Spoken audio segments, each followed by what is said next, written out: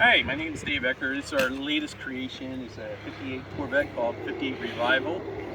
It's got some neat features on it. We wanted to do a car a little different than what the typical 58 Corvette's been done. A lot of Restomod or Restomods have been done on the Corvettes, but we wanted to keep something that was more true to the Corvette, but a little bit of European flair in it and bring the level of the quality up a little bit on the car. So there's a lot of features on this which I'll go through that we did that are 58 only. It would have been 58 only, so the idea was to build it like a 58 concept car.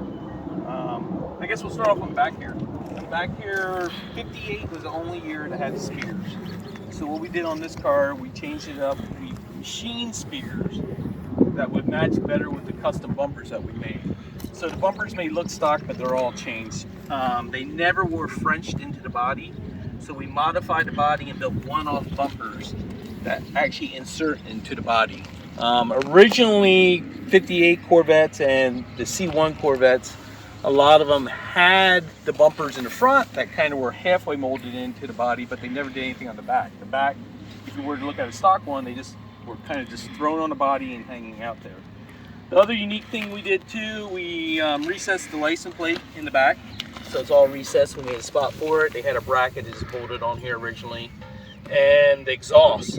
So the exhaust, what we did, we created a whole new pan underneath the car. This has all been changed. So now the exhaust comes out of here. There's also incorporated dump valves in the exhaust. We have QuickTime performance mufflers, which have an electronic control on them, which we'll start it and run it later so you can see that. But it increases the noise and shuts it down when you want it shut down. The car is actually very quiet going down the road. You would think it'd be obnoxiously loud, but it's not. Another thing we did, it has all underneath pans on it. So all this back end has been changed, but just subtle. We didn't want to change the design of the car so much so it didn't look like Corvette.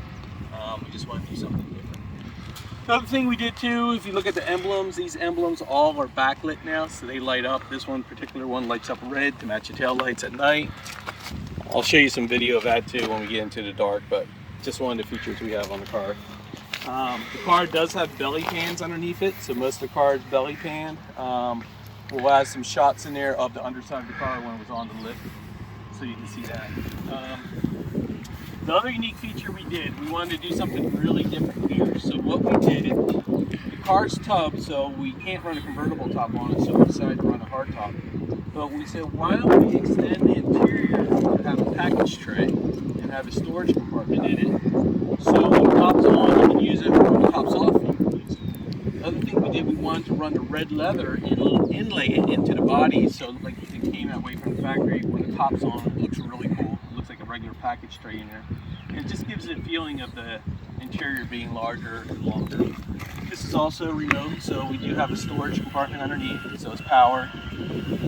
We've got quite a bit of storage under there, so it works out really well. You have places to put your stuff. We eliminated the factory glove box and all that stuff that was normally in there just to clean it all up.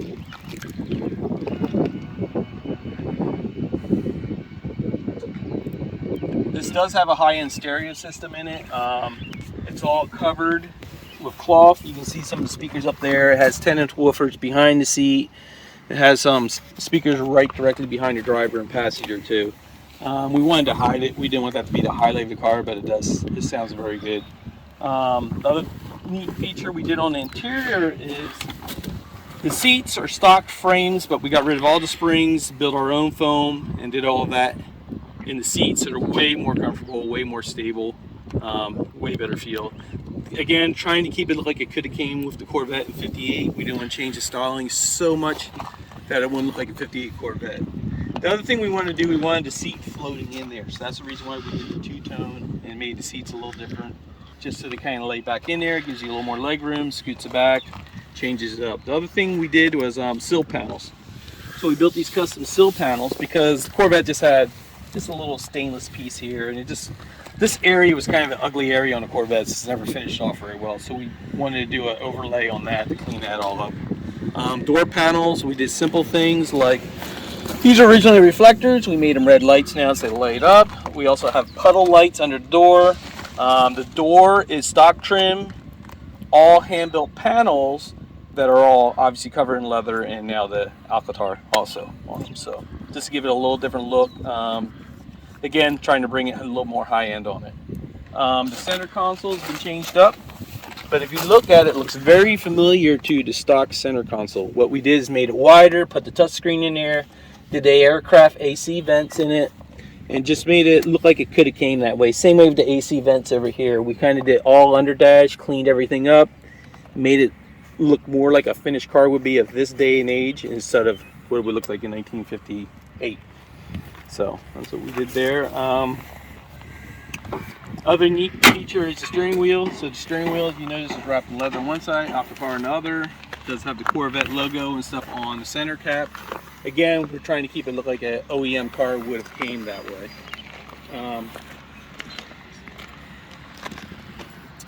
Other neat feature is, we changed the fuel cap. We made it round. They had a big rectangle. Nothing rectangle on the car, so I don't know why GM ever put a rectangle gas filler on it, but they did. So we changed that to round, made it smaller, made it cleaner.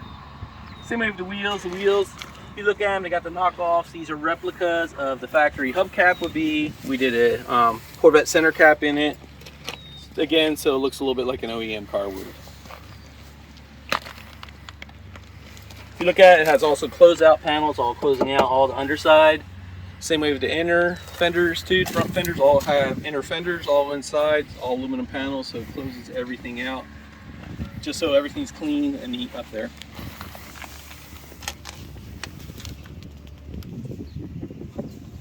And the biggest feature you might notice is the hood. So 58 was the only year Corvette that had a louvered hood. It wasn't really a louver hood, it had a louvered washboard design, if you would, in the back here. So I said, why don't we take that design? Because the design really didn't make any sense. It had no bearing whatsoever. It didn't do anything. So I said, why don't we take that design and let's make it look like it could be the washboard, but let's make it a functional vent. So that's what we did here. So that is functional. All the air does come through there, comes out of radiator through that hood. If you look at it, every single one of those louvers is a different design just to get the airflow and the correct flow, but still have it look like a washboard. So the other unique feature is the front end. So the front end, because we changed all that, the radiators and everything had to be pushed forward. So they push forward and drop down. So the whole front, lower front's been all changed. We now have driving lights in here. They're all custom made, so this is all custom. Engine oil cooler, all that. It has a big aluminum skid plate on it right here. This is where the radiator, you would remove that, drop the radiator out of the bottom. The other unique thing is these scoops. Corvette had these scoops, they went nowhere. They weren't even open, they were just shut off. So we decided to make this, the intake feed on the top, on both sides, feeds into the intake plenum, which you'll see in a minute. The lowers actually are brake cores to feed the two front brakes. Same deal this, we made this backlit, this lights up clear to match the headlights and driving lights. I'll open the hood for you.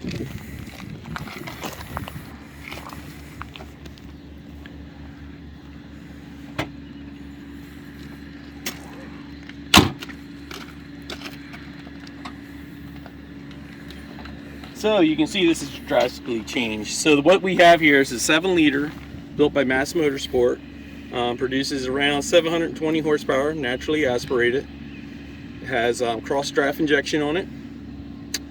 We wanted it again to look like it could have came out of 1959 as a fuel-y concept, if you would. So that's the reason why we hand built all the center. These air intake runners are all hand built. The filters I was saying in the front feed into this, feeds into the air intake plenums. So that's what that does. As you can see, what we did with the radiators blow through that functional hood scoop like we talked about. The other thing is we wanted to conceal all the wiring and stuff. So if you notice, there's just a fill tank over here and a power steering fill tank over here. All the wirings, all the coils, everything has been moved. There's no, if you look, there's no brake master cylinder, no booster, no nothing. All that stuff is being relocated underneath the front fender here, which you can have easy access to by removing the inner fender panel from underneath. So you can pull it down and get in there. So that's how all that works. The cowl bit's also been changed, so this is now operational by electric also. Still functional, and all that works as it should. So that's pretty much the big highlights on it. Everything has been kind of changed on the car, but like I said, done very subtle, so you really don't jump at you right away other than you say, that's a beautiful car. So hope you enjoy it, and that's what we got for now.